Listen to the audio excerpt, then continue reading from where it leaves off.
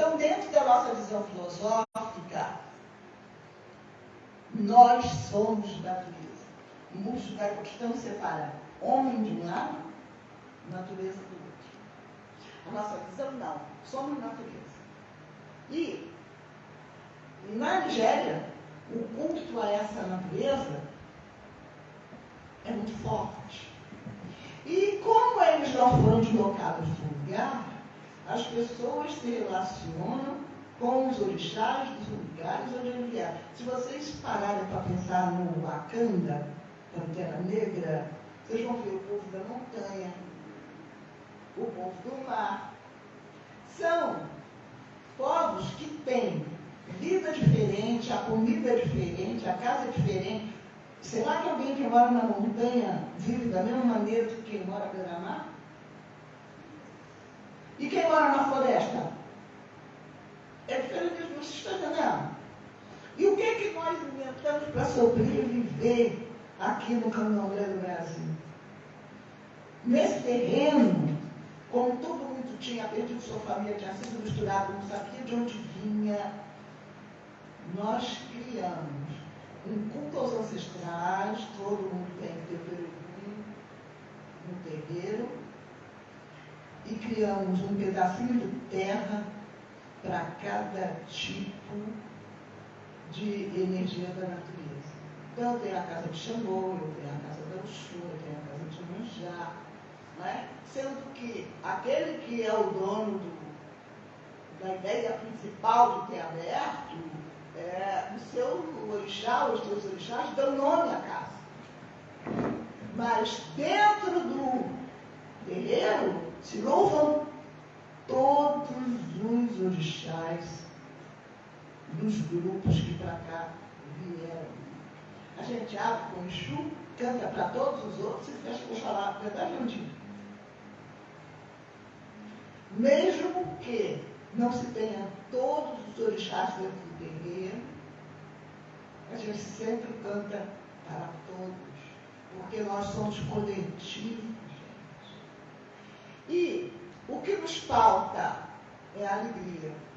A alegria de estar junto. A gente sabe que a gente aprende com o outro, é com o corpo do outro. A gente tem prazer. Não é o Xande que está aí atrás? Xande Carvalho, lindo e maravilhoso da UFRJ, que tem uma tese linda chamada Meu Corpo Terreiro e que vai virar livro, que vai ser lançado. Fala que é onde? Na Mão de Foto, dia 15 de abril, às 18 horas. Às 18 horas. É imperdível o trabalho dele, e que ele faz a colocação do estudo de todas as danças afro a partir da comunidade terreiro, porque as danças representam os movimentos dos orixás, que são as energias da natureza. Eu sou Inhaçã, Tania, daqui a pouco derrubou com a água.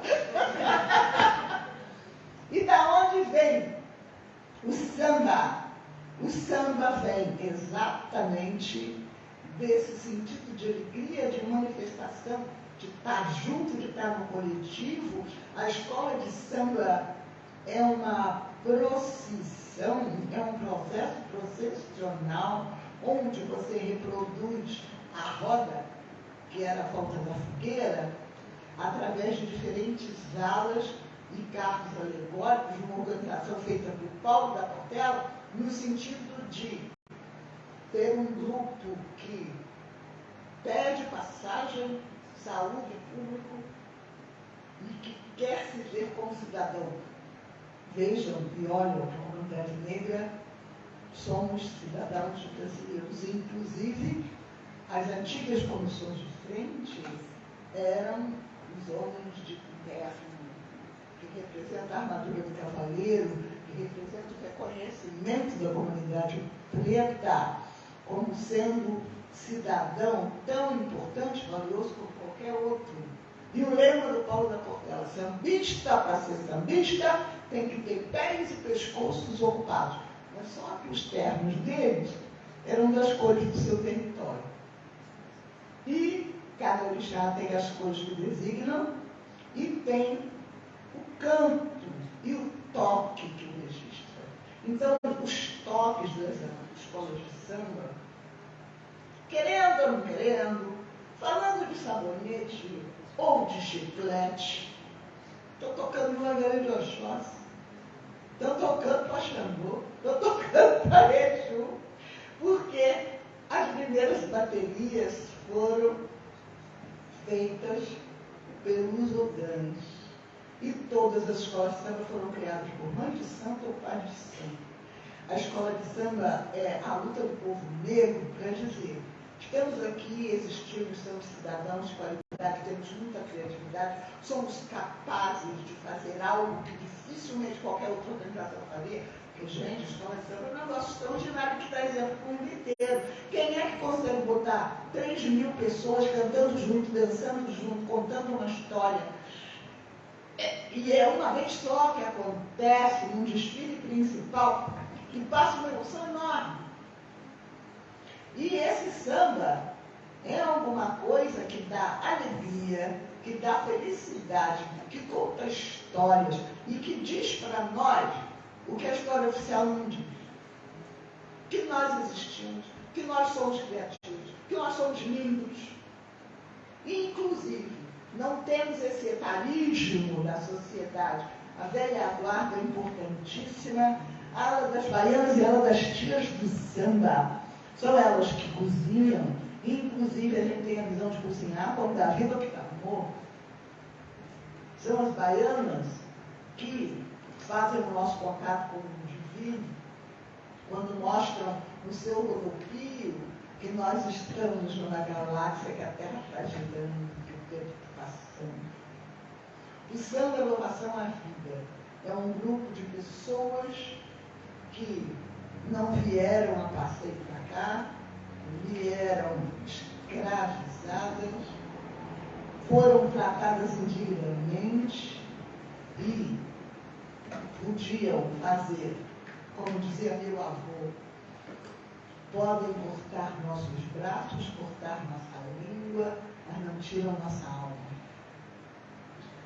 E o samba representa a alma do povo preto. E é muito importante que nós possamos entender essa cooptação, inclusive da branquitude, em relação ao samba, às escolas de samba, porque se você tirar um negro da cultura brasileira, nós estamos no quê? O que é Brasil?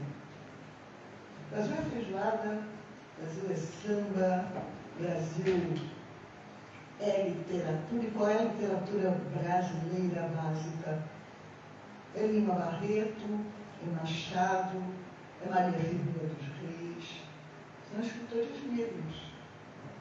A gente não tem um prêmio Nobel brasileiro, porque não deixa que a comunidade preta nem chegue perto da academia.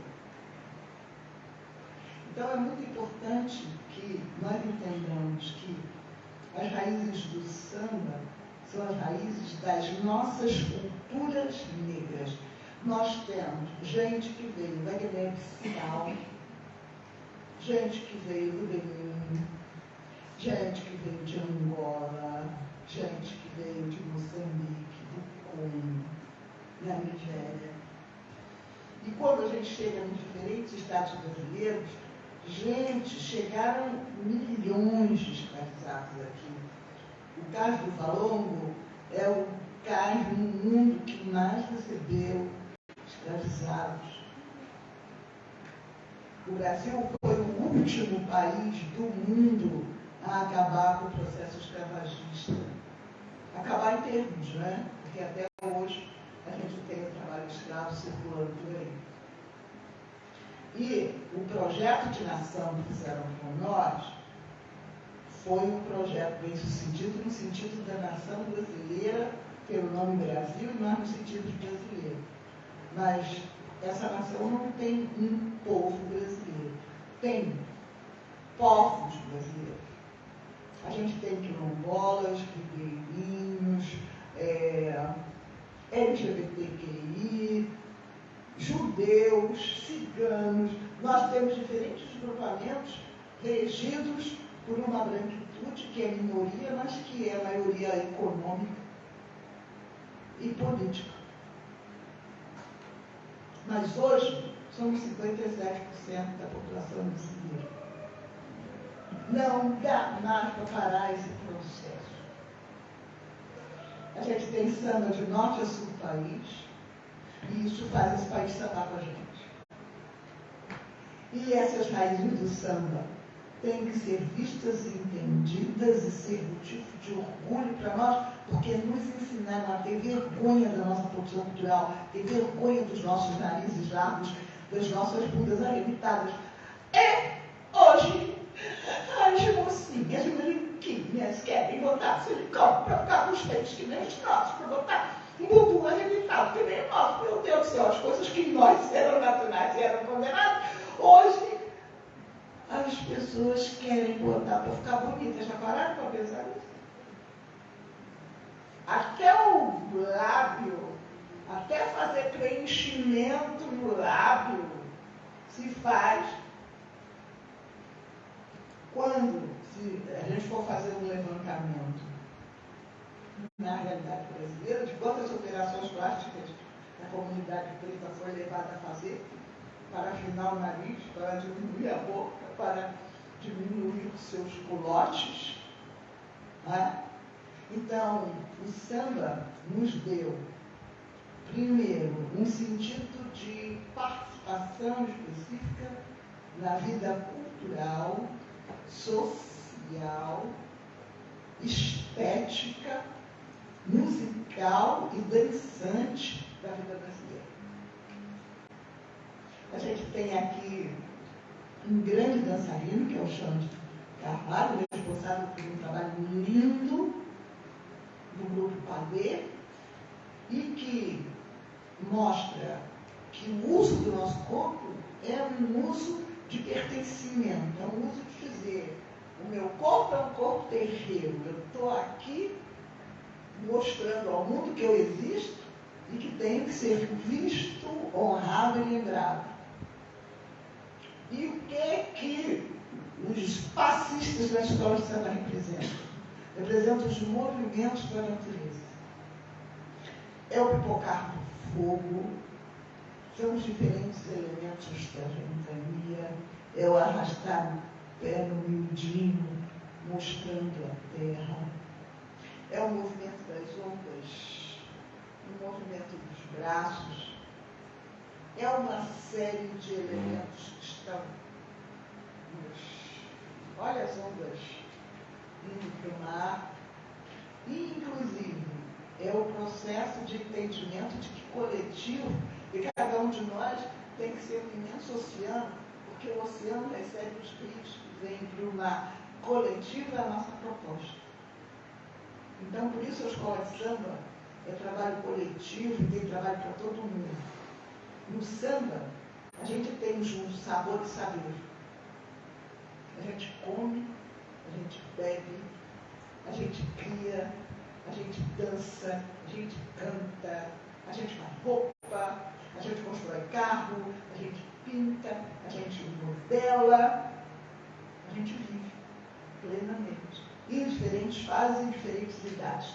Tem gente bem mais velha, tem gente na idade intermediária, tem os jovens, tem as crianças, e tudo se relaciona num processo de circularidade, se louvando a bandeira, que são os ancestrais.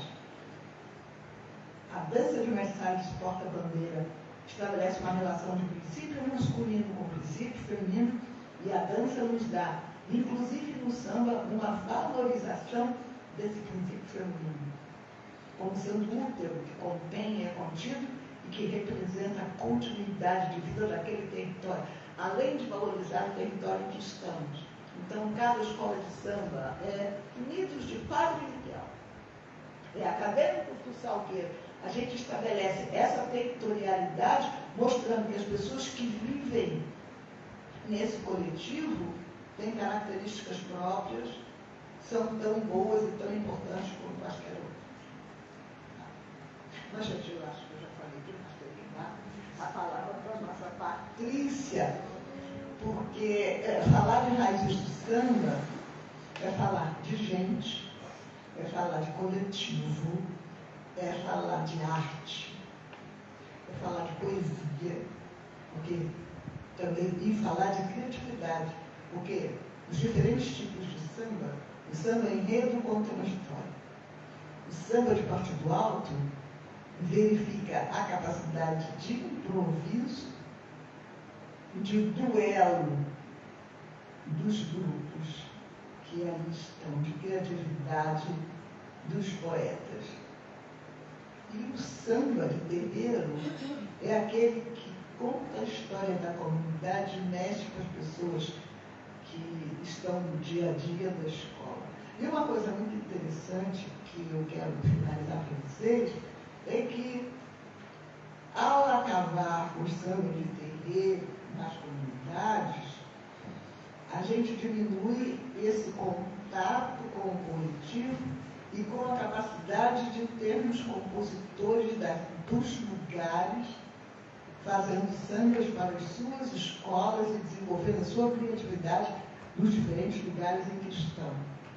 Essa história de ter grupo de compositor que vem de outro lugar e faz samba para aquela escola, pode ser muito bom essa coisa da modernidade de querer coisas maravilhosas, mas a escola de samba, ela começa com um encontro da comunidade e uma reverência a essa comunidade, as suas cores, as pessoas, a capacidade de cada um construir e também um espaço de trabalho.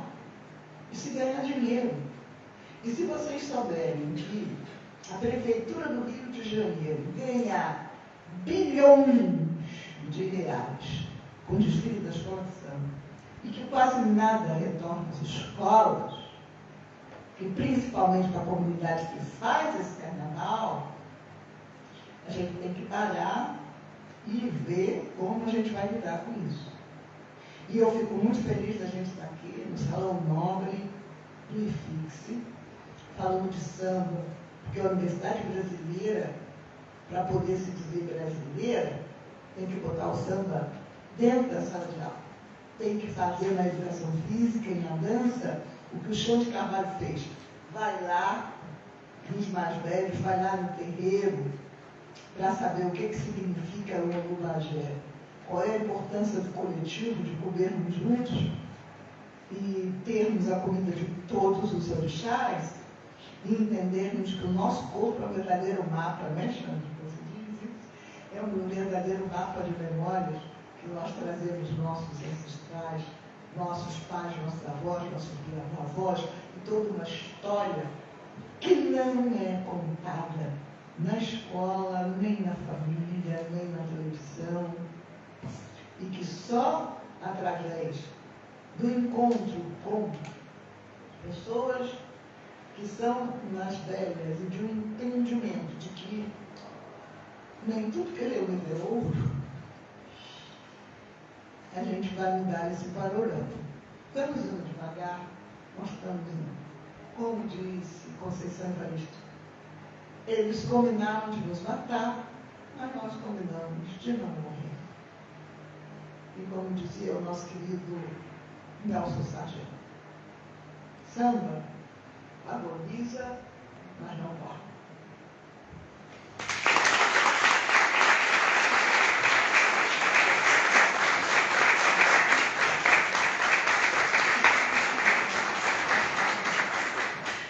Professora Helena, muito obrigada pelas suas palavras.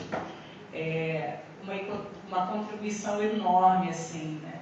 Eu sou professora de História, gente, então é muito difícil ainda a gente perceber a história e a cultura do samba adentrando o espaço, o chão da escola. Mas eu saio daqui pensando que samba é resistência. Samba nos traz uma perspectiva também de política. Por que eu penso isso, mediante as suas palavras? Porque se há uma resistência, há necessidade de projetos mais amplos de sociedade. E o samba, as escolas de samba, são capazes de trazer isso para a gente. Olha quanta história a senhora contou aqui para a gente dessa resistência. Muitíssimo obrigada. Eu passo a palavra agora para a Patrícia, né, do Movimento Mulheres do Samba. Obrigada, Patrícia. Boa noite a todos. Falar depois de Helena Teodoro é um pouco difícil, né? Eu ainda estou impactada com as palavras. Obrigada. Queria primeiro pedir desculpa a todos pelo atraso. Não sei nem por onde começar, mas acho que eu vou começar falando da atualidade do que a gente está fazendo, falar um pouquinho do movimento das mulheres sambistas e já começar com uma curiosidade. Não sei se a professora Helena lembra, mas o movimento logo no início já tinha esse braço de formação e ela chegou a fazer durante a pandemia uma live para a gente, nos presenteou com toda a sua sabedoria, agradeço mais uma vez.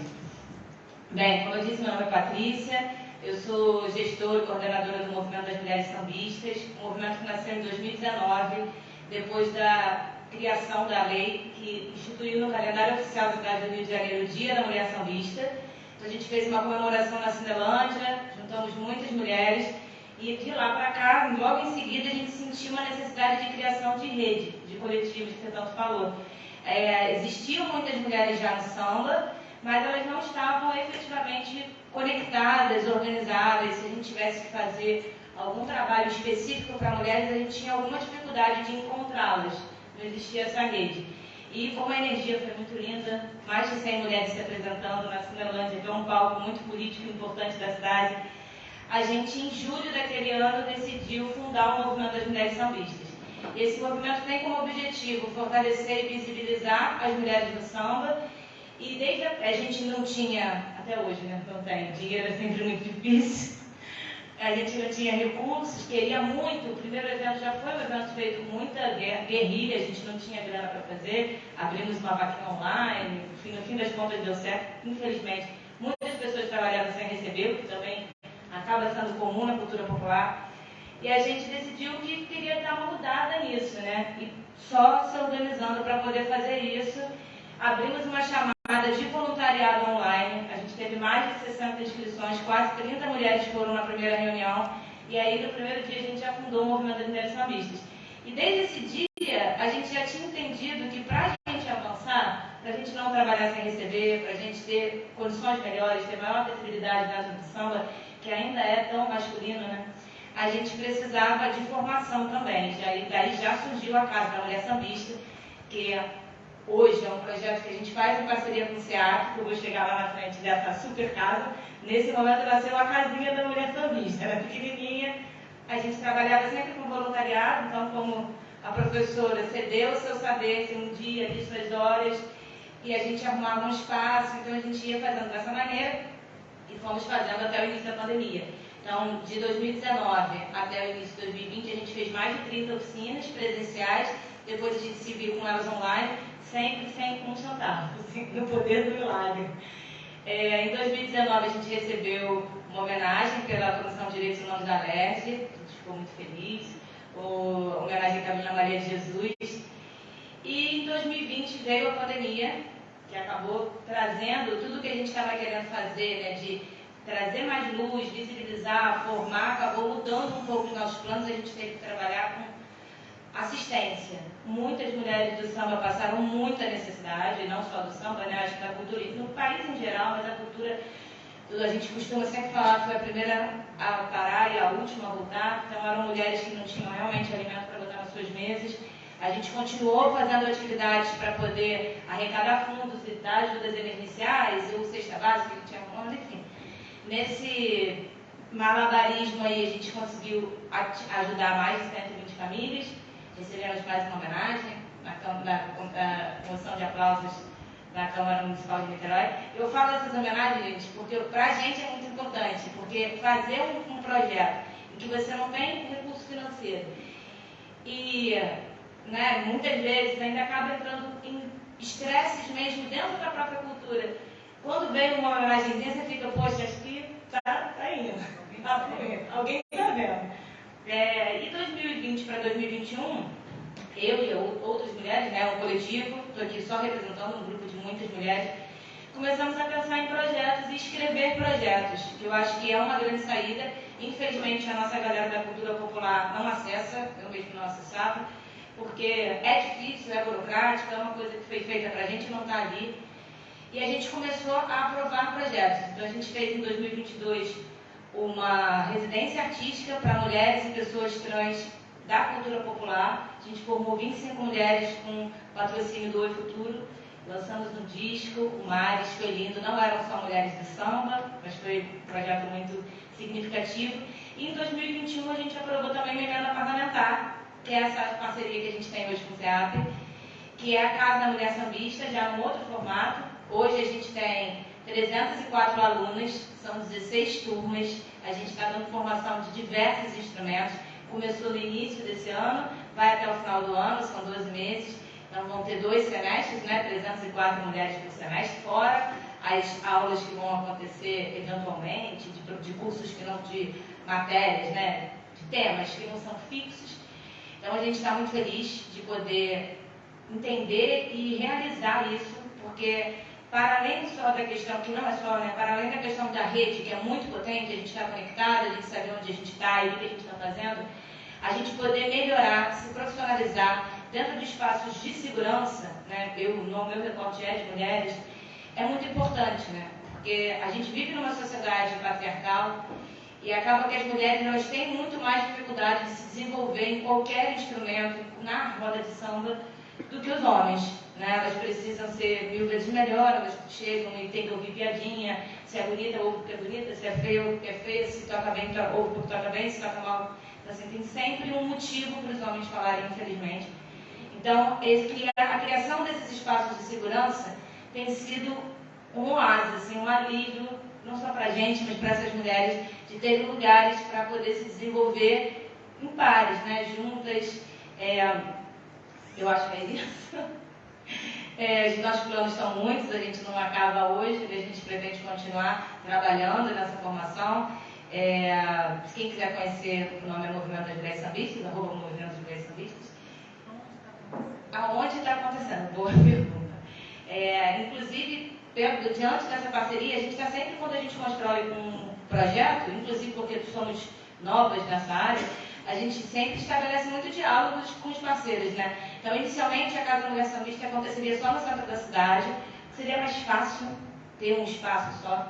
E aí o Marcelo, do SEAP, que é um grande parceiro do meu irmão, propôs da gente descentralizar, que deu uma dor de cabeça, mas a gente conseguiu um pouco. Então, hoje a gente tem um espaço em Madureira, a gente está fazendo dentro do Parque Madureira as oficinas de percussão. São 4 turmas de percussão, percussão leve, percussão pesada. A gente está também ocupando o Centro Coreográfico de Dança lá na Tijuca, com oficinas de cavaco. A gente está ocupando aqui o Caluste, no centro, também o Centro Cultural Caluste, do lado do Terreirão, atrás do Terreirão, com oficinas de violão. A gente tem oficinas de bloco no CCC e oficinas de pandeiro também no centro, na Mapa. Então, assim, é muita oficina. Quem quiser fazer oficina, apareça, se inscreva, que a gente quer mais é botar uma mulherada linda aí para tocar. E, para finalizar, ainda tem prática de conjunto no Beco do Rato, que não podia ser outro lugar, né? Tem que ser um lugar de forma. Acho que é isso, gente. Obrigada.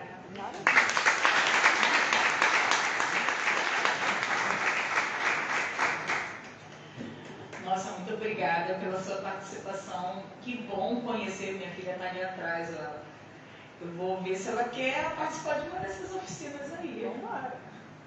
Muito bom conhecer a sua história, conhecer toda essa resistência, todo esse protagonismo, trajetória de mulheres dentro do samba.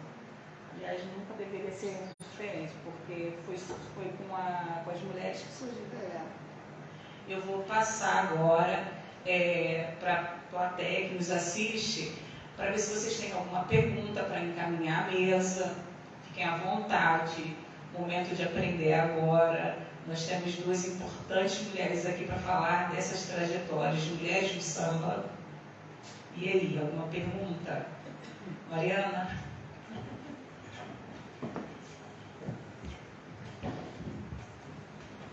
Sim, boa noite, né, a todas e todos. 2 perguntas. Primeiro, professora Helena, gostaria que a senhora pudesse falar um pouco sobre o chão da escola de samba. Uma vez eu vi a senhora falando sobre os fundamentos da escola de samba e como isso tem uma ligação direta com as religiões de matriz africana. Então, eu acho que isso é bacana para a gente refletir, se a senhora puder comentar um pouquinho. E para a Patrícia, que seja bem-vinda, eu gostaria de saber também se, para além de toda essa formação falando sobre a questão das mulheres no samba, se o movimento também pensa na questão de conversar com essas mulheres sobre questões de gênero. né, que vão para além dessas questões e vão perpassar pelas questões culturais.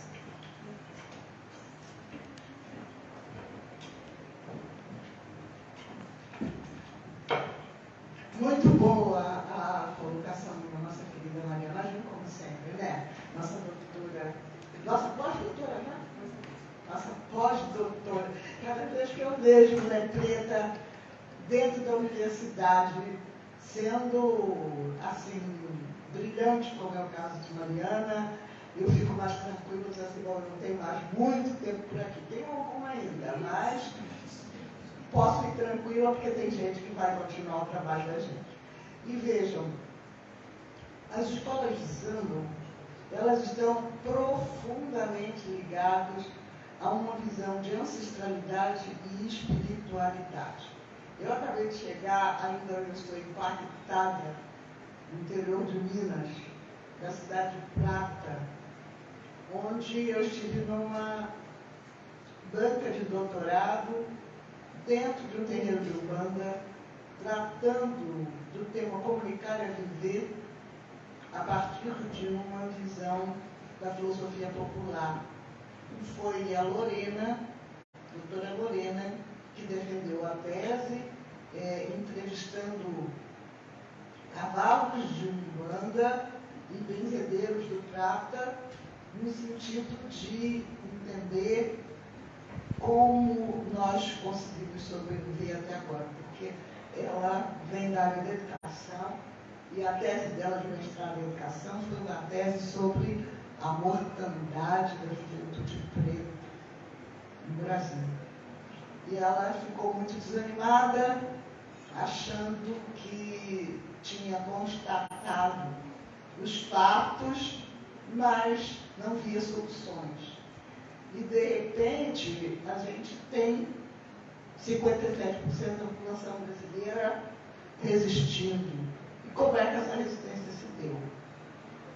E aí, a gente tem uma relação muito profunda, que para mim é a primeira vez, eu digo para vocês, eu fui, durante muitos anos da minha vida, durante 36 anos da minha vida, eu fui sambista, estudiosa de cultura negra,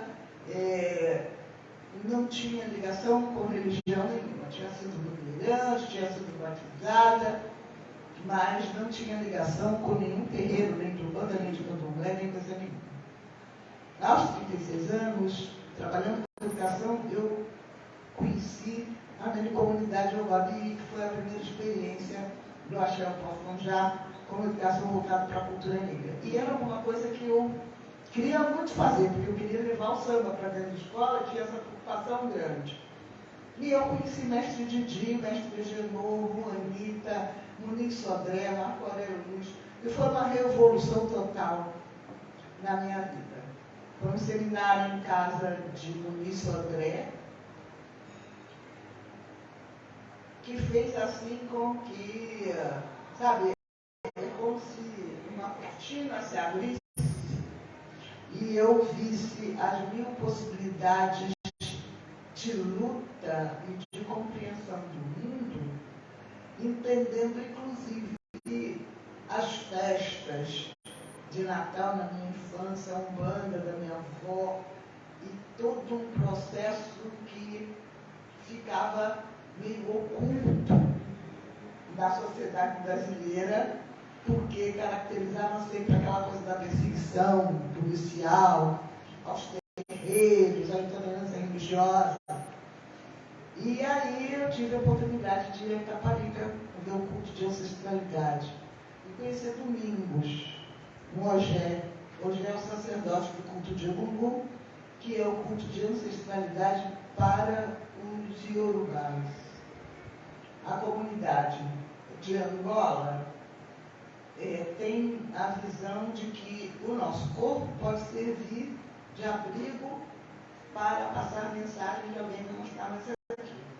A comunidade na Nigéria trabalha muito fortalecimento do ori, da cabeça, e diz que nenhuma outra energia diferente deve entrar no seu corpo. E eles desenvolveram uma forma de criar Egungun, que são vestes coloridas, que recebem a energia de outra pessoa e que se comunicam. Bom, é um negócio assim, não é? Vocês peguem o Google ou o YouTube e procurem o Google, vocês vão encontrar uns filminhos, algumas coisinhas lá.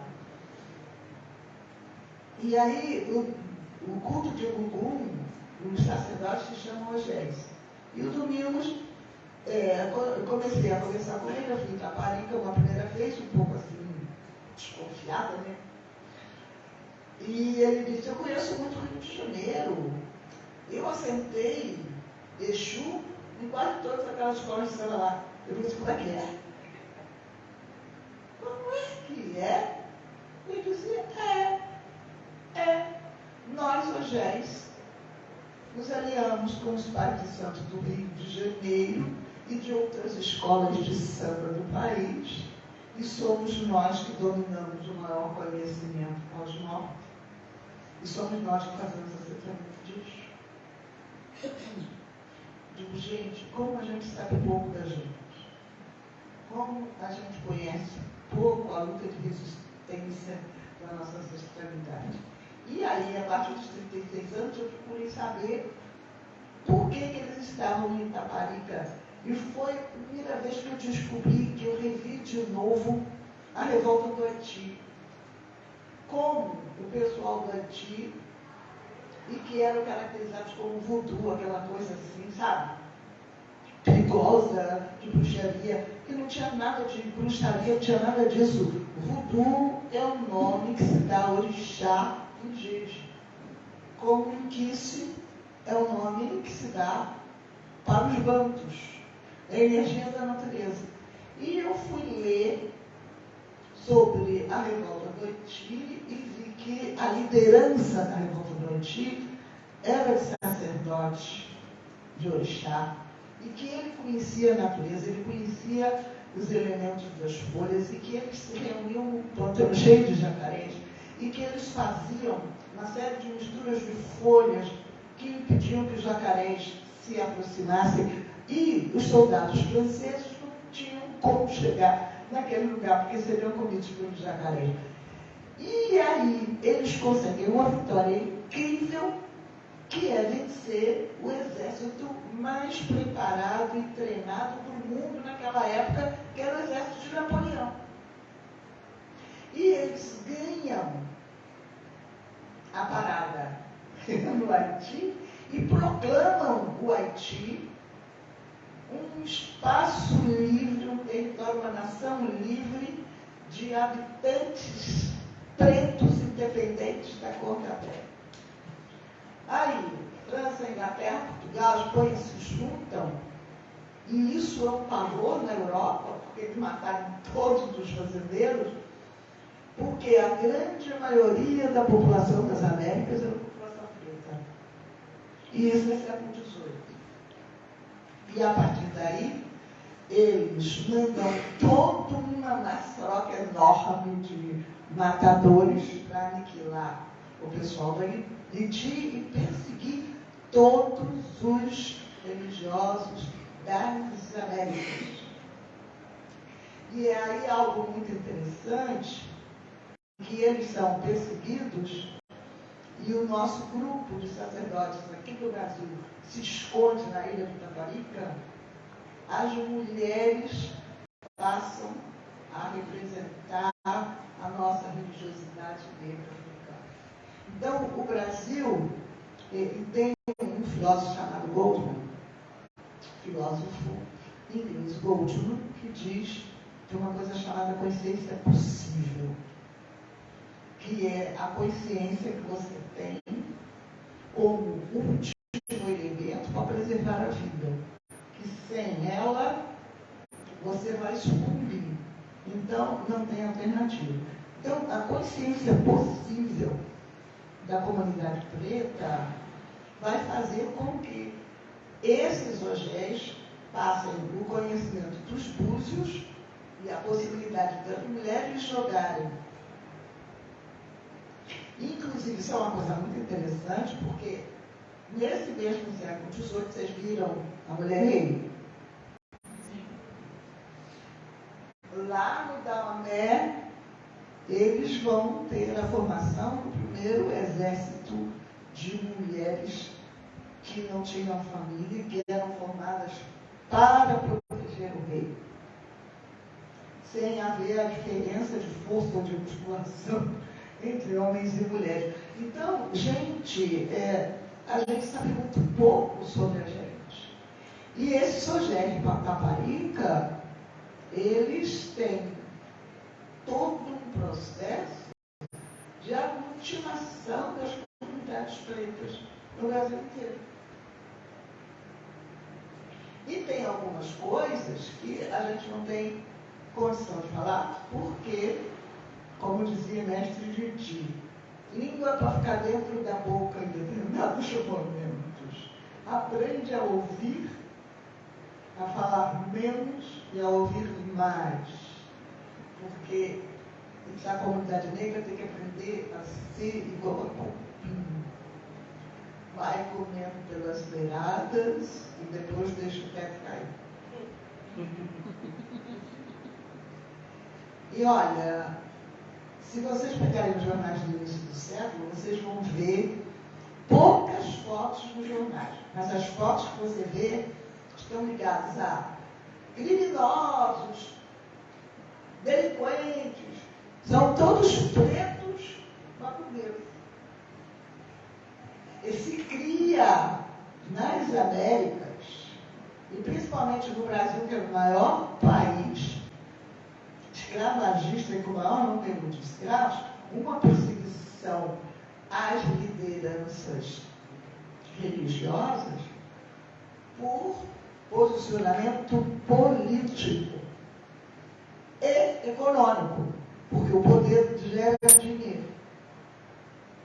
E a proposta do governo brasileiro, de vez em quando, a gente tem a abolição em 1888, a gente tem em 89 a República.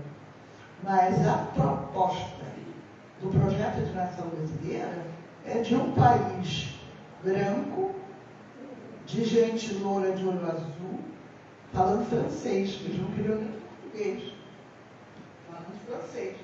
Porque até o final do século XVIII, a língua mais falada no Brasil era o Tupi-Guarani. Então, a gente tem em todas essas raízes do samba um fundamento muito grande de uma história que não foi contada. Como diz a Mangueira, em 1988, no seu samba enredo, será que a liberdade foi dada, se é tudo brincadeira ou ilusão, não é?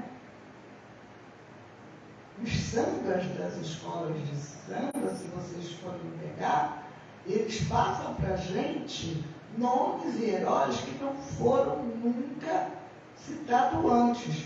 Aonde a gente ouviu falar de Chica da Silva antes do Salgueiro em 1963? E Chico Rei. E Zumbi nos leva a, esse ano de 2023, o que a gente sabia de Rosa Maria de Psirca? Da mesma maneira que, em 2020, a vereadora traz a história das tias ganhadeiras.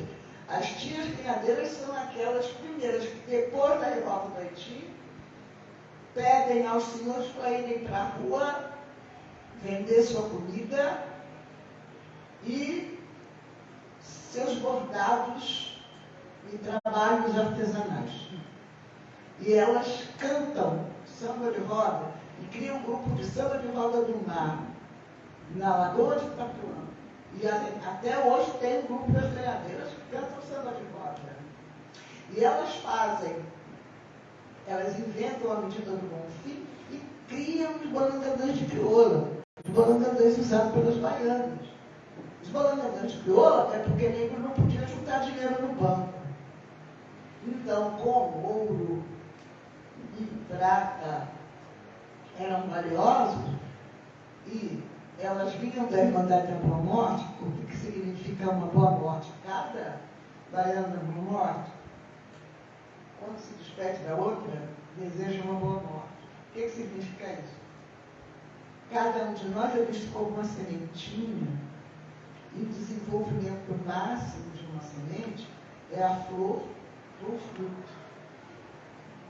E aí eles pegam os frutos e as flores e mandam fazer de prata e de ouro e usam como prova do seu desenvolvimento pleno.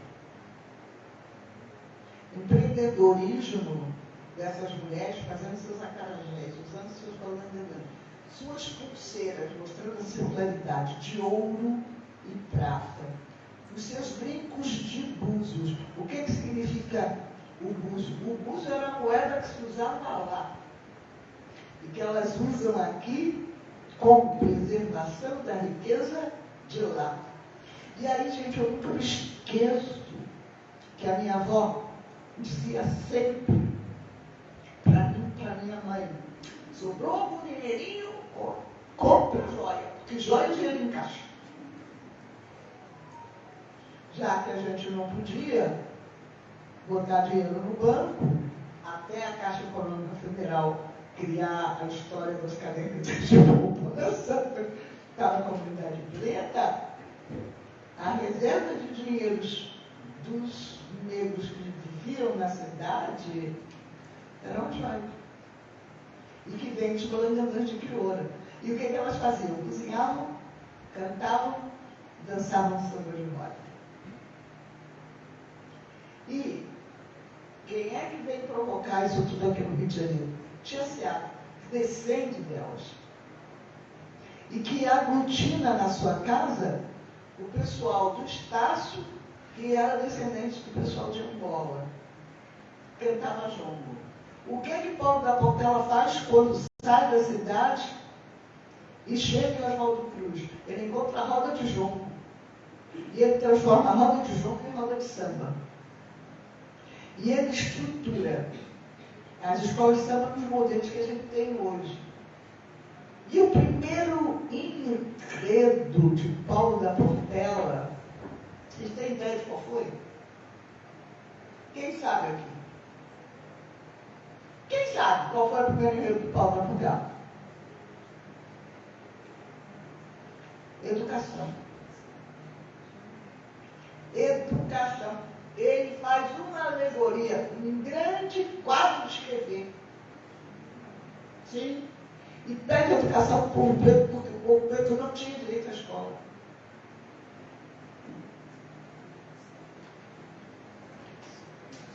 Tá? Além de pedir dignidade para o homem negro, botando o sambista com pés e pescoço ocupados de terra. Só que esse terra estava nas cores da Portela, azul plafã. E a mangueira verde-rosa. Então, é preciso que a gente veja as ligações religiosas dos líderes religiosos, das mulheres. Quem funda a Mangueira é uma mãe santa, Maria da Fé.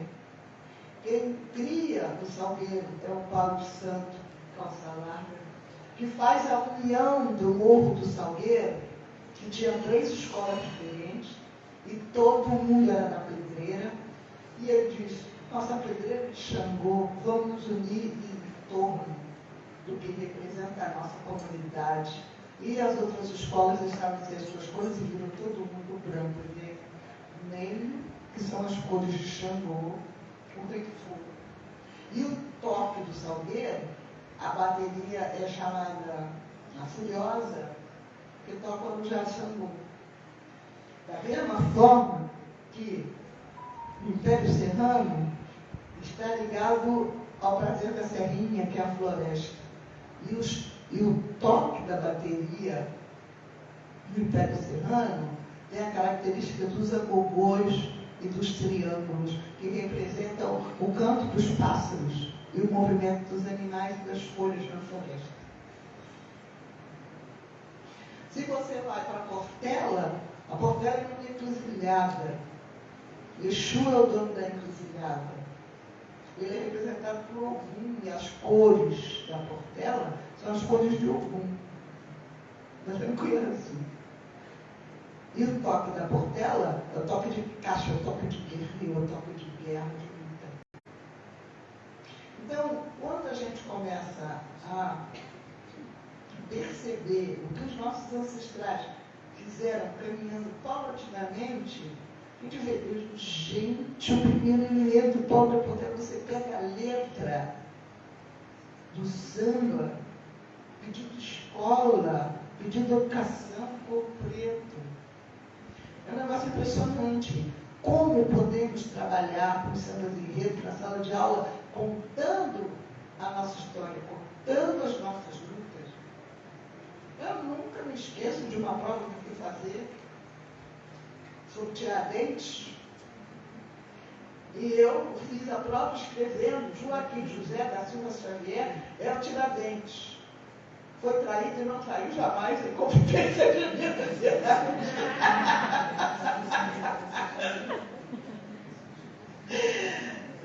Quanta coisa eu soube da história em função do samba enredo e quantas coisas eu descobri que não estavam na escola através do samba enredo. Né? E todas as escolas têm assentamento de Exu. A dança do mestre Sala da Porta-Bandeira tem um símbolo muito importante, porque cada escola representa a territorialidade. Tem uma coisa muito interessante que foi algo assim que eu parei para pensar. Quando a gente está na comunidade terreiro, tem um barco de Aô, né? Mas por que barco de Aô? Assim, eles não vieram de barco para cá? Não atravessaram o Atlântico? E aí eu fui ver as propostas da criação do Ilê da Casa Branca. Território, a proposta das 3 sacerdotisas era estabelecer da porteira para dentro, era o território recriado no Brasil. Negro, e ninguém podia tocar. E da porteira para fora era o Brasil. Mas da porteira para dentro éramos nós. E aí cada iniciado tinha que tomar um barco para retornar à África, aprender a língua, aprender os costumes. Todo um processo de reeducação na tradição que foi mantida aqui no Brasil. Então, eu tive uma sensação assim, incrível, no meu barco de aula, no barco de Ançã. E aí a gente reconstrói a família africana, são os irmãos santos. E a gente tem a mãe santa, e a gente tem o pai santo, e tem o padrinho do santo. A gente reconstrói a família toda. Gente, é uma criatividade muito grande do povo preto, de reconstruir os seus valores, inclusive com esse processo do coletivo, de ter comida para todo mundo. Quando eu cheguei na Mangueira para entrevistar a tia Nelma, ela estava com uma escolinha para os meninos da favela, que eram repetentes na escola oficial. E aí eu perguntei a ela como era ter uma escolinha na favela. Ela disse que não é uma favela, é uma comunidade. Eu fiquei muito sem graça, pedi mil desculpas.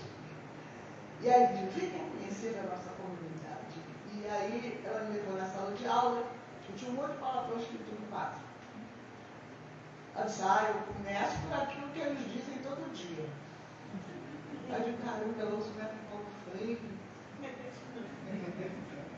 É a realidade dessas crianças. E eles alfabetizam Constantino. Fica 3 anos na escola e não aprende a ler. Aqui comigo o Constantino eles aprendem. Gente, o afeto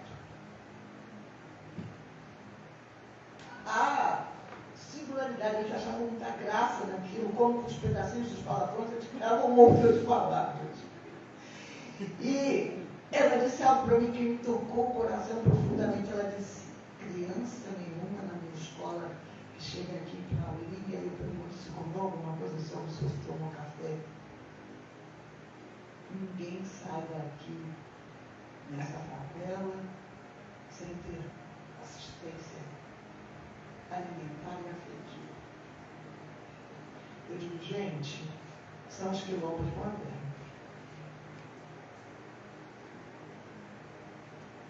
As favelas não são os lugares desejados, não tem saneamento urbano, mas o que tem de solidariedade, o que tem de acolhimento, o que tem de vizinho emprestando uma caneca de açúcar, um copo de arroz, não está no gibi. E isso morre nos edifícios de luxo, nos lugares que a gente mora. E aí eu vejo como as escolas de samba têm uma história. Eu lembro que quando eu entrei no Estandarte de Ouro, e nós fomos junto com o pessoal do Estandarte visitar um barracão, Fernanda Pamplona falou para mim: não vai em nenhum lugar da escola sem que eles chamem. Determinados lugares aqui são sagrados. Eu digo, eu sei, eu sou de comunidade guerreira, eu sei como é que é isso. A gente só vai onde pode ir. E nós nos tornamos muito amigos. Tanto que o meu livro Mitos de Espiritualidade Mulheres Negras, a capa foi feita pelo Pamplona, e que se transformou num quadro que eu tenho na minha casa. Então, gente, essa relação da nossa tradição religiosa com o samba é absolutamente indissolúvel. Tanto que quando no Império Serrano entrou um patrocinador e disse que não queria enredo afro, a gente fez uma reunião aqui, neste mesmo lugar, dizendo como as escolas de samba não podem se desvincular das nossas tradições religiosas e culturais negras, porque foi essa fé na vida que aglutina a comunidade e que nos dá força para continuar até hoje, sermos hoje 57% da população e não termos sido aniquilados como eles desejam, fazendo com que o processo civilizatório negro africano tenha civilizado a comunidade branca e não o contrário. A gente vive numa sociedade tecnológica, mas o homem brasileiro é muito mais negro do que tecnológico. Os amigos das famílias brasileiras transformam os seus amigos em padrinhos dos seus filhos. As pessoas que vivem sozinhas acabam se aglutinando com os seus amigos da escola de samba e transformando a escola de samba como o seu lugar de apoio e de término da sua solidão. Então, a gente vai encontrar muitos elementos de outros tons de pele ocupando os nossos lugares, ocupando a nossa tradição. Se a gente não ficar de olho, querendo ser mais negro que a gente, ocupando mais os nossos saberes do que nós mesmos. E, inclusive, isso é uma coisa que a gente tem que conversar uma outra oportunidade.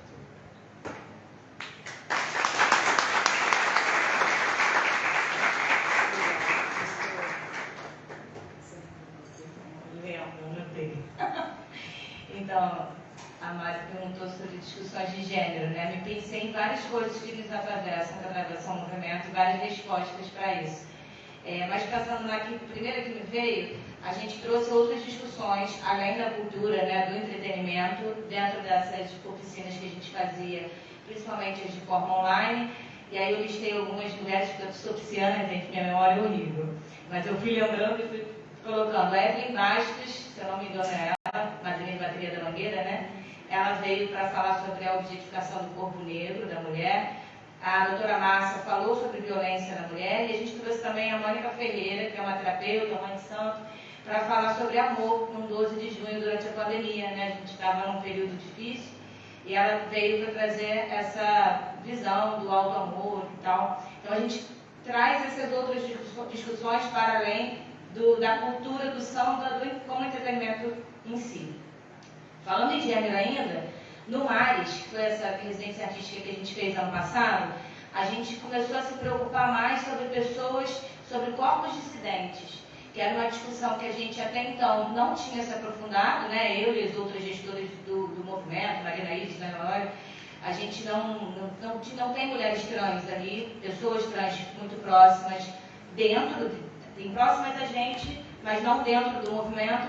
Mas a gente começou a entender que o Mares precisava abrir esse discurso, essa discussão, e a gente contratou o Léo Peçanha, não sei se vocês conhecem, é um pesquisador de gênero, para conversar com a gente, explicar como seria a melhor forma de fazer, porque não era um assunto que a gente dominava.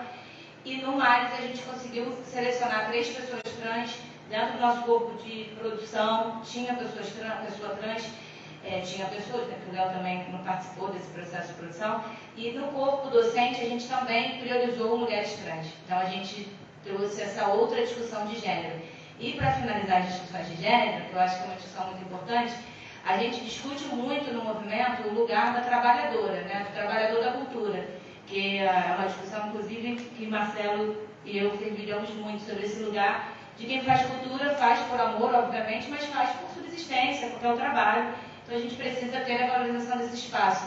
E aí uma discussão que a gente também abre de gênero nesse lugar, do trabalho, é dentro de tudo que a gente faz, basicamente dentro do movimento, é 100% mulheres. Sendo as melhores, as especialistas ou as iniciantes, não tem problema. Se a gente precisa de uma fotografia, vai ser uma mulher. Se a gente precisar de um engenheiro de som, vai ser uma mulher. Um iluminador vai ser uma mulher. E óbvio que dentro do nosso cotidiano, né, e recente esse lugar dessa rede, muitas vezes a gente se pega para o mais fácil. Poxa, eu tenho esse amigo aqui que faz som para mim, toda a roda de samba que eu faço ele que faz som, por que eu não chamo ele? Porque é o mais fácil. E aí a gente acaba não dando oportunidade para as mulheres se desenvolverem dentro desse lugar de trabalho, se a gente não cria isso. E aí eu lembrei do 4º dia da Mulher Sambista que a gente fez em 2022, foi o centenário da Ivone Lara, que nasceu em 1922. Então, em 2022 ela fez 100 anos. A gente fez diversas coisas, fizemos uma exposição e a gente fez um evento enorme na Função Progresso. Lotamos a função, foi lindo. Foi um evento que a gente juntou 10 grupos de mulheres de samba, coisa também que não existia em 2019. Em 2019 a gente não tinha tantos grupos. Então, assim, estar em rede fez, inclusive, com que novos grupos surgissem. E a equipe era 100% de mulheres e pessoas trans. Então, assim, foi desafiador. Troca de palco em meia hora para toda hora, mais 2 grupos, foi muito desafiador. Mas foi um evento lindo. E foi um evento, assim, que me traz muito orgulho, traz muito orgulho para o movimento. E eu acho que é uma discussão de gênero que a gente tem que fazer e que foi muito o que culminou a gente pensar no Mares, eu e a Laila, porque no mercado da cultura, no mercado fonográfico, no mercado midstream, mainstream, você tem bem menos mulheres do que homens e quando se trata de mulheres negras, é menos ainda. Então, eu não vou lembrar exatamente, não tenho memória incrível que a professora tem, mas aproximadamente 20% das mulheres gravam fonograma, tem fonogramas gravados contra 80% de homens. Então, assim, inclusive, a UBC, que é quem faz esse estudo com recorte de gênero, não faz o discurso com recorte de raça. É um discurso só de recorte de gênero, e, inclusive, a gente está trabalhando numa parceria para o próximo pesquisa deles trazerem esse recorte de gênero de corpos dissidentes e de raça também. Então a gente começou a entender que no meio do samba que a gente vivia, muitas mulheres incríveis que comandavam a roda de samba, que mandavam bem pra caramba, nunca tinham gravado uma música. Trabalhavam há 15, 20 anos com samba e nunca tinham gravado. Então o Mares, ele vem nesse lugar de que a gente precisa entender que se a sociedade não oportuniza, precisa haver alguma forma de oportunizar. Nem que seja através de patrocínio, de edital, de projetos, porque essas pessoas, elas precisam também ter o seu trabalho evidenciado, né? E pra gente foi uma grande surpresa, o disco é lindo, ouçam nas plataformas digitais, Mares Volume 1. A gente gravou também, no centenário da Dona Ivone, a gente gravou um disco também, que eu estou agora querendo gravar disco. Vamos botar de mulher para gravar disco. A gente fez um disco com 10 faixas, 42 mulheres gravaram esse disco, foi um disco muito de coro, disco lindo, com uma faixa inédita da Dona Ivone. Então, e muitas dessas mulheres, tanto no programa Mares, quanto no Canto em Movimento, que é o disco em homenagem à Dona Ivone, nunca tinham gravado. E assim, eu acho que trazer essa discussão do gênero também para o ambiente do trabalho, se você nunca fez, você nunca vai fazer bem pra caramba, você nunca vai saber como fazer. Você precisa estar ali para aprender, para ensaiar, para tratar 15 vezes. Talvez leve mais tempo do que uma pessoa experiente, talvez dê mais trabalho, mas só assim a gente vai conseguir efetivamente ocupar esses espaços e ter, né, poder viver da cultura, né, poder viver como um trabalhador da cultura. Nossa, incrível. Mais alguma pergunta do nosso público que nos assiste agora? Não sejam tímidas e tímidos. Não vai falar nada? Não consegue me ouvir aqui ou você senta aí? Por conta da gravação, acho que seria legal você falar daí. Não, essa cara foi legal, gente. Boa noite, gente. Sou da comunidade do Salgueiro e eu queria muito ouvir um pouco da professora Helena falando do processo de construção desse enredo que, para mim, que sou da comunidade de estudante, foi um enredo extremamente emocionante, foi um enredo. O Salgueiro tem uma tradição de trazer enredos afro. O Salgueiro, para quem vê na televisão, para quem não é do samba, pode imaginar que as escolas de samba vêm se embranquecendo, ou que a cabeça da escola é branca, sendo que não. Acho que a gente não pode ver assim. A escola de samba é um lugar de inventividade negra,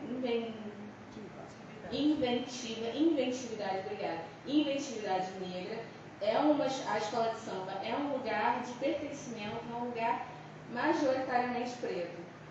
A gente não pode achar que porque tem musas brancas lá, que a passista não é valorizada. No cotidiano da escola, as musas a gente nem sabe quem é. A gente sabe quem é a tia Baiana, a gente sabe quem são, a gente tem um respeito, um amor enorme pela velha guarda e um respeito enorme pelas passistas também. Então eu queria muito escutar o processo de construção desse enredo, embora Salgueiro, né? De qual enredo? Resistência, Salgueiro. Ah, Tá bom, obrigada, gente. Obrigada. Bom, Resistência foi o que eu fiz no Salgueiro em 2022. E foi algo assim muito importante para mim, porque eu já nasci, minha avó fazia roupa preparando no Salgueiro, minha mãe salgueirense, meu primo Dauro Salgueiro, a família toda muito ligada ao Salgueiro. Eu nasci na Tijuca, na rua Jurupari, 27. Então, eu pensei exatamente em fazer uma visão dessa resistência, começando com a organização dos primeiros movimentos, com as fugas, organizando os quilombos, depois a formação das ordens religiosas e da Irmandade da Boa Morte, a partir da Irmandade da Boa Morte, a criação dos terreiros de candomblé, depois chegando a uma visão dos diferentes blocos, porque em 1908 começa o primeiro bloco afro, que é o do Borocô, pai Borocô, um bloco feito por Bertrand Didi, em Salvador, a partir do terreiro da Chapofonjá. E depois os blocos começam a crescer no sentido de já haver, com o culto do Carnaval do Rio de Janeiro, os blocos de rua, e os blocos afro se situarem em Salvador como pontos fundamentais para o desenvolvimento do conceito da beleza negra e de exclusividade do negro num tipo de atividade. O bloco do vovô, que o Ileaê, foi um bloco que, durante muito tempo, e só agora está permitindo entrar gente mais clara, mas estabeleceu um processo de caracterizar o Curuzu, de caracterizar o terreiro de Tia Hilda, de trabalhar em cima de uma visão para conhecimento de África, e os compositores de lá instigarem o povo a saber que bloco é esse, ele aí, de estabelecerem uma visão da beleza da mulher negra com as suas características. Axé, meu pai, papá. Chegando aí o grande Manuel Santos, que para mim, eu digo para vocês, um grande homem de carnaval, um grande homem de rua, de contato, de articulação. Eu tenho uma admiração profunda. Eu acho que com a passagem de mestre Didi saindo da aglutinação nacional, o Babá Ivani assume esse posto de acionar a comunidade preta.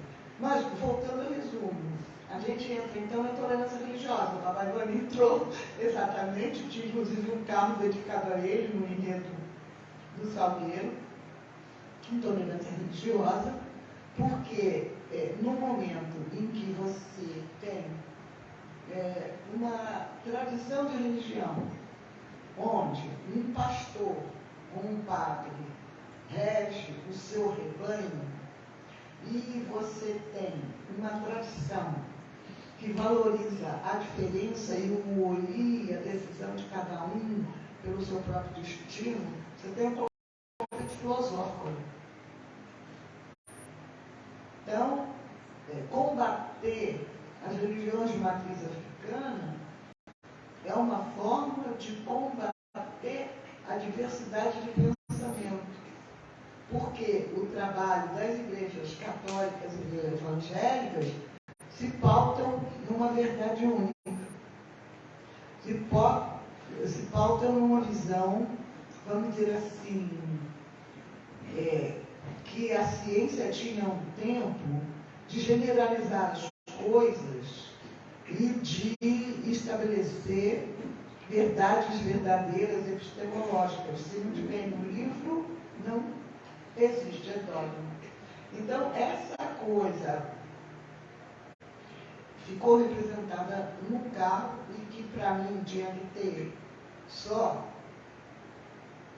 o professor Ivanir, que além de ser o professor Ivanir, é o Babá Ivani, trazendo as diferentes formas de manifestação cultural negra. Então, tinha Umbanda, tinha o candomblé, e que dá reflexão para tambor de crioula, para tudo que vocês possam calcular, porque, na verdade, a comunidade preta vai se assenhorando das diferentes formas de manifestações religiosas brasileiras. Inclusive, é interessante notar que, nesse desfile da resistência, a gente acaba com o Salgueiro como sendo um ponto de resistência cultural e religiosa, louvando as outras escolas, estabelecendo as outras escolas como quilombo. Então, a gente parte. A estrutura, ao pensar no enredo, foi essa. Partir da resistência inicial, que vai gerar os quilombos, que vai levar para as irmandades religiosas, que vai possibilitar a criação dos terreiros de Umbanda, de Candomblé, dos blocos afro, das escolas de samba, chegando à população diversificada do Brasil e dizendo o Salgueiro como sendo o lugar dessa comunidade que se orgulha do que é, de bater no peito, que é negro e é Salgueiro. Eu acho que os enredos da escola de samba traduzem muito a nossa trajetória, a nossa história. E, inclusive, eu vejo uma grande dificuldade da gente ter uma liga das escolas de samba que permite ter um grupo de jurados que, por mais que façam um curso, por mais que sejam muito bem intencionados, não tem a vivência da escola. Aquilo que a Mariana estava falando, o chão da escola. O que é o chão da escola? Tem uma tese do Vitor Pimenta falando sobre o chão do Salvador. Aquela coisa das pessoas que vivem naquele território, que sentem as dificuldades, os problemas daquele lugar.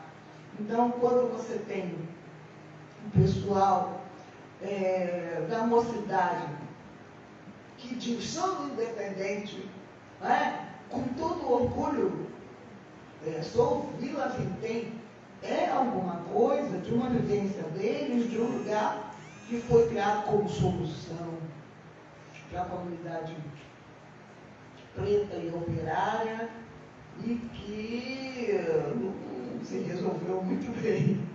Não foi uma coisa que desse uma possibilidade efetiva de uma qualidade de vida, mas o grupo da Padre Miguel vai encontrar lá já um grupo da Vila Vintém, que inclusive faz uma outra escola separada. Ele tem 2 escolas naquela área, porque uma já estava lá e a outra foram as pessoas que foram removidas para lá e ainda mantêm os seus laços. Outros, por isso, o nome é Mocidade Independente, porque as escolas de samba representam a realidade